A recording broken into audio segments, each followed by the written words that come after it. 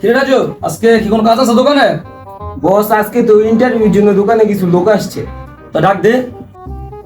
এই হাসান আর সাইফুল আসো। স্যার আসবো। স্যার আসি। ওরা বিলে আবার চাকরির ইন্টারভিউ দিতে এসে আসো।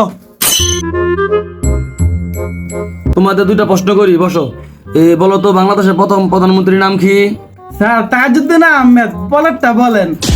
বলো তো বাংলাদেশ স্বাধীন হয়েছে কত সালে?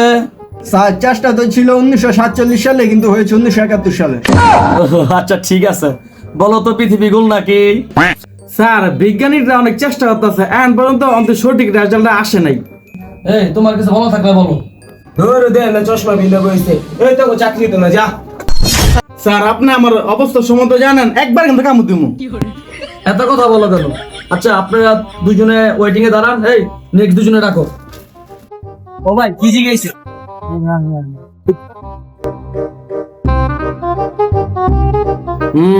আচ্ছা তোমার নাম কি বলো? স্যার তাজউদ্দিন আহমেদ। এই তোমার জন্ম কত সালে? স্যার চেষ্টা তো চলতেছে 1947 সালে, পরে গিয়ে 1971 সালে হয়েছে। এই আপনি কি পাগল?